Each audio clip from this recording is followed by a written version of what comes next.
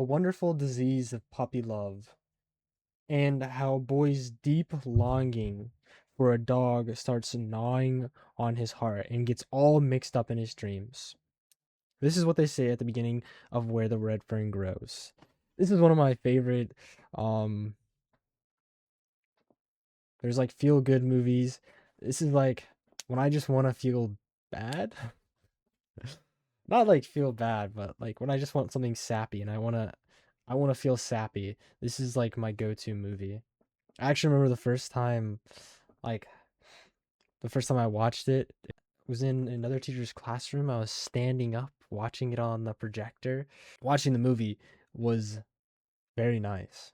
This movie is about perseverance, enduring, guilt, and grieving, for loss. Our main character is Billy Coleman. He's sort of like a Tom Sawyer type of boy, mainly in the sense of he's just a boy trying to explore the world, hardworking, working his family's farm in the Ozarks of Arkansas. Apparently, it takes place during the Great Depression. I didn't know that, but there you go. Which makes sense, I guess, why his family was poor. Anyway, Billy Coleman wants raccoon hunting dogs. That's his dream. His family can't afford them, or his family can afford the dogs he wants, and he's really distraught about it.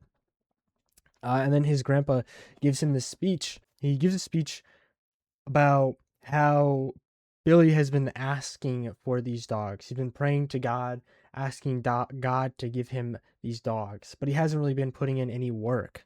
He hasn't been trying to meet God halfway, which I actually really like. I think we often forget about, putting the work in ourselves, trying to meet it halfway. Now, if you're irreligious or atheistic, similar to me, then this is probably different. You probably don't have this same system, or at least in a different way. I like how instead of giving up, not listening to what his grandpa was saying, Billy actually decides to put in the work.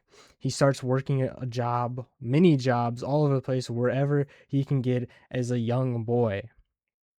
And eventually he saves up the money to get these dogs. Now he also has the option to help his father get a mule, but instead he gets the dog. He feels guilty for it, but also this is his money that he earned. And at the end of the day, his pa was proud of him. I think it's also interesting how the dynamic of people like work around him, because the kids are in this movie are really mean to him. Like when he walks into town, they're sort of just staring at him. Even back home, the two boys that he knows are just mean to him. It doesn't seem like he really has anybody, and it's sort of just him out in the Ozarks, which is also why like he needs these dogs, because there is nothing for a boy his age to be doing in the Ozarks other than hunting raccoons and doing the his chores and such. On the way back from town from getting his dogs, though, he meets a mountain lion, which comes back later because the end it comes back while he's raccoon hunting and kills his dog while it's protecting him, which is a really somber and sad moment. Early in the movie, we hear this story from one of the girls, and it's about the red fern. The red fern is a depiction of the strongest type of love and the deepest of bonds. Then when we go to the end of the movie, his dog has died, and the other dog, Little Ann, is left alone. He names them Old Dan and Little Dan after something he saw in a tree. It was carved in a tree. It was a heart. So I guess it's also representative of their love because he named them after two people who were in love. But anyway, so Lil Ann is so distraught over old Dan dying. She is just sitting on his grave every day. She's not eating until finally a day comes and she lays on his grave and dies. And they're both buried together.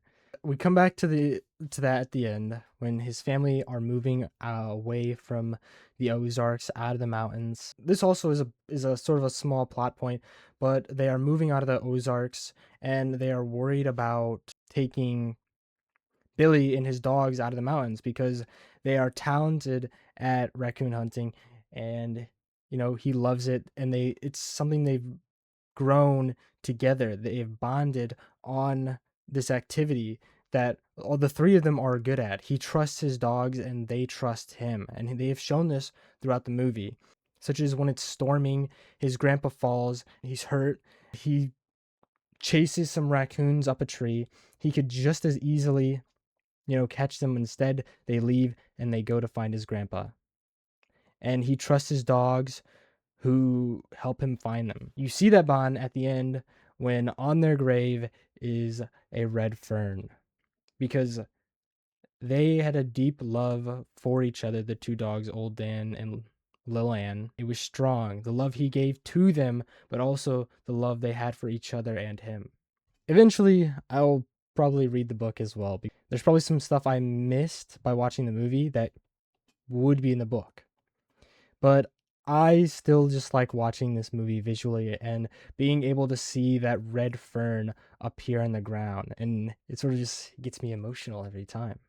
Billy and his dogs represent a deep trust that is built off of between animal and man, similar to, I guess, Odysseus and Argus, but also at the end, once you are gone, what that love represents and how strong it truly is and how it can transcend just normal life, but also what happens when you persevere and endure and reach toward your goals despite having, small setbacks of, well, I guess in this case it was a large setback. His family was poor, but he worked for it. He got his dogs.